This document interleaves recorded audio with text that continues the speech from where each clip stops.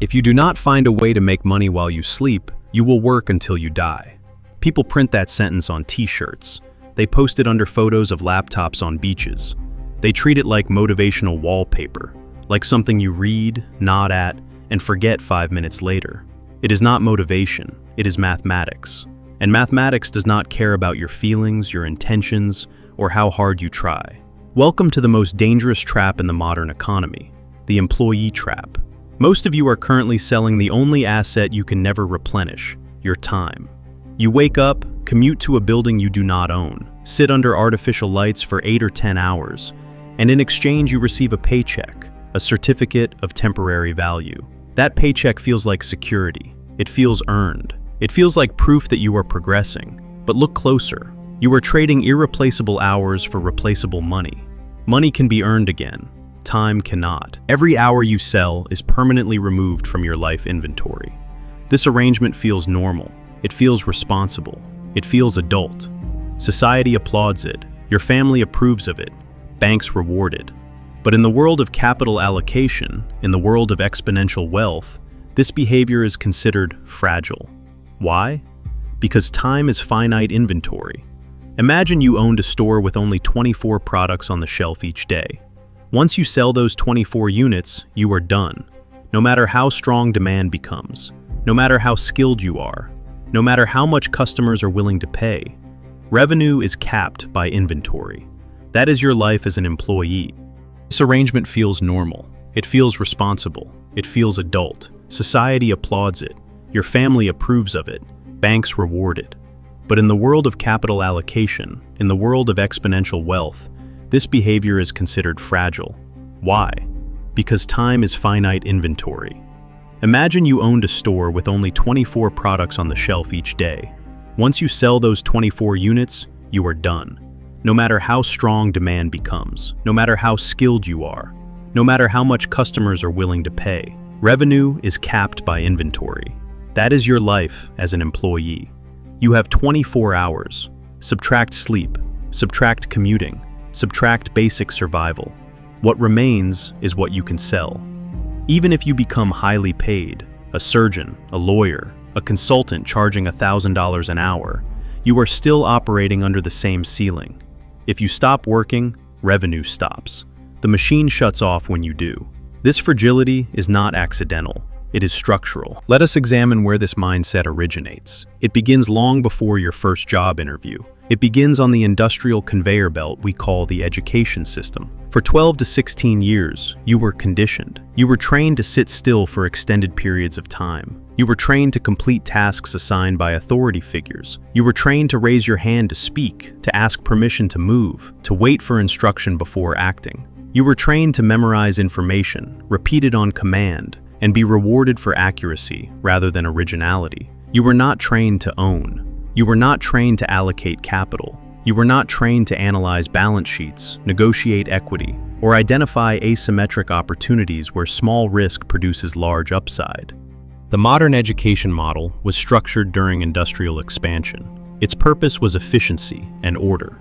Factories needed reliable workers. Governments needed administrators. The system rewards obedience, punctuality, compliance, and rule following. It does not reward leverage, ownership, or strategic risk-taking. So, when you graduate, you do not step into freedom. You are handed the leash. It is called a salary. Nassim Taleb once said, "The three most harmful addictions are heroin, carbohydrates, and a monthly salary." He was not exaggerating. A salary is a controlled drip of certainty. It arrives predictably. It calms your nervous system. It allows you to plan next month's rent and next year's vacation. It feels like safety. It feels responsible. But safety dulls instinct. A wolf hunts because it must. Hunger sharpens its senses. A domesticated dog waits for the bowl to be filled at the same hour every day. One evolves, the other grows dependent. Most employees are well-fed dogs inside golden cages. Comfortable, predictable, dependent. And the owner of the cage can stop filling the bowl at any moment. Recession, automation, corporate restructuring, technological shift. 30 years of loyalty can disappear in a single quarterly earnings call. If all you own is your ability to follow orders, your vulnerability is extreme. Now, let us look at the mathematics of servitude. First, taxes. In most developed economies, earned income is taxed at the highest rates. You pay federal or national income tax, payroll tax, social security contributions, healthcare levies, often before the money even reaches your account. Your labor is taxed at the source. Capital gains and dividends, however, are typically taxed more favorably. Long-term investment income often enjoys reduced rates, deferment advantages, or strategic deductions. Why? Because systems reward ownership. Governments need investment. They need businesses to expand, infrastructure to be built, and capital to circulate. So the tax code incentivizes those who deploy capital, not those who only deploy labor. If you sell time, you are taxed heavily. If you deploy capital, you are taxed strategically. That is not a moral judgment, it is structural reality. The rules are written in the code. Second, inflation lag. When money supply expands, asset prices adjust first. Stocks rise, real estate appreciates, equity valuations expand. Those who own productive assets experience immediate nominal gains. Wages adjust last. They are sticky. Employers resist increasing salaries quickly because wages are long-term commitments. So by the time you receive a modest 3% raise, the cost of housing, food, insurance, and fuel may have already risen 8%. You are sprinting while the ground moves backward. Ownership captures inflation. Employment absorbs it. Third, linear versus exponential growth. Selling time is linear. 1 hour equals 1 unit of pay. Work twice as long, earn twice as much, until you hit physical limits. Owning equity is exponential. One asset can scale beyond your personal effort. A business can serve 10 customers or 10 million customers without increasing your personal hours proportionally. When you own shares of a company, revenue flows whether you are awake or asleep. When you build a system, output detaches from your physical presence. Labor income stops when you stop. Capital income continues. If the math is so clear, why do intelligent people cling to the employee model? Because of psychology. The paycheck is a drug. Every 2 weeks, dopamine, relief, safety. Your lifestyle expands to match the drip. Mortgage, car payment, subscriptions, obligations multiply. Soon, you are not choosing to stay. You are structured to stay. Corporations understand this deeply. They compensate you not only with money, but with identity. Titles: senior manager, director, vice president, regional lead, executive officer. Status is cheaper than equity. Equity costs ownership. Titles cost ink on a business card. So you are given prestige in exchange for compliance, a corner office in exchange for your evenings, a promotion in exchange for your mental bandwidth, applause in exchange for autonomy, and you accept, because identity is powerful. Humans crave significance. Corporations know this.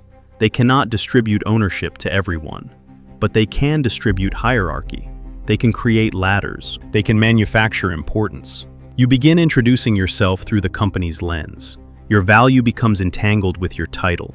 Losing the job would now mean losing status, so you cling tighter. Then there is the illusion of productivity, the busy badge of honor. I'm swamped, I'm buried, I'm slammed. Exhaustion becomes a symbol of relevance. Employees equate motion with value. Owners equate leverage with value. You can spend all day chopping wood, or you can design a machine that chops wood while you think. Busyness is often a shield. It protects you from asking dangerous questions about your direction. If you are overwhelmed, you feel productive. If you feel productive, you avoid confronting whether you are building anything that will outlive your labor. Now let us install the owner's operating system. First principle, equity.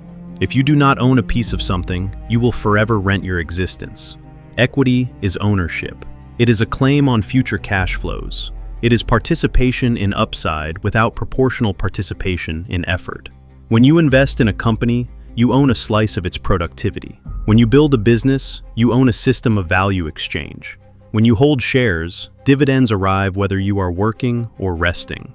Every dollar you earn presents a decision. It can be consumed or deployed. Consumed dollars die. Deployed dollars recruit. Think of money as soldiers. Spend them on consumption and they vanish permanently. Invest them and they march outward. capturing territory in the form of additional cash flow. Most people kill their soldiers on arrival. Owners build armies. Second principle, leverage without permission. Historically, leverage required labor or debt. To scale, you needed employees, or you needed borrowed capital. Both required access and carried risk. Today, technology has altered the equation. Code scales without additional labor. A software product can be written once and distributed infinitely. A digital course can be recorded once and sold repeatedly. Media content can reach millions without increasing production costs proportionally. You can write once and distribute infinitely. You can build once and replicate endlessly. This is zero marginal cost leverage. It does not require permission from a bank. It does not require managing a factory floor. It requires creativity and systems thinking. If you are still selling 1 hour for one payment, you are operating in a pre-digital framework while living in a digital economy. Third principle, systems thinking. Employees solve tasks. Owners build systems that solve tasks repeatedly. An employee sees a problem and fixes it manually. An owner sees a recurring problem and builds infrastructure to eliminate repetition. If your income depends entirely on your daily presence, you own a job, not a business. A true asset produces output without constant supervision. It may require oversight, refinement, or strategic direction, but not your continuous physical effort. Your goal is to make your presence optional. Optionality is freedom. Now, let us discuss escape velocity. You do not quit your job impulsively. That is emotional. Owners are calculated. Your job becomes your seed capital provider. It funds the runway for your transition. From Friday night to Monday morning, you operate as a founder. You build alternative income streams. You invest consistently. You create intellectual property. You test ideas. You iterate and refine. You do this until external income covers core expenses. That threshold is escape velocity. At that point, survival is no longer dependent on compliance. When you reach this line, your psychology shifts. You walk into meetings differently. You negotiate differently. You evaluate opportunities differently. You are no longer negotiating from fear. You are operating from optionality. But there is one final trap, the promotion. As you begin detaching, the system senses your reduced dependency. It may reward you. Higher salary, expanded authority, elevated prestige. It feels like progress. Often, it is a golden handcuff. Higher salary inflates lifestyle. Increased responsibility consumes cognitive bandwidth. The side project slows. The exit plan stalls. The cage becomes more comfortable and more reinforced. You must decide whether incremental comfort is worth permanent delay. Finally, consider the rocking chair test. At 90 years old, you will not remember quarterly performance reviews. You will not cherish the memory of slightly upgraded furniture or marginally improved titles. You will remember whether you built something, whether you owned something, whether you constructed systems that worked without you, whether you used your finite hours to create architecture or to reinforce someone else's. Time is non-renewable. Money is renewable. The cage door is rarely locked. It is reinforced by comfort, fear, and habit. If you do not build systems that generate income independently of your presence, you will trade hours until your inventory is empty. And when inventory is gone, so is opportunity. The mathematics is simple. Linear effort cannot produce exponential freedom. Ownership can. Choose carefully what you sell and what you build. Because in the end, you are not paid for how hard you work. You are paid for what you own.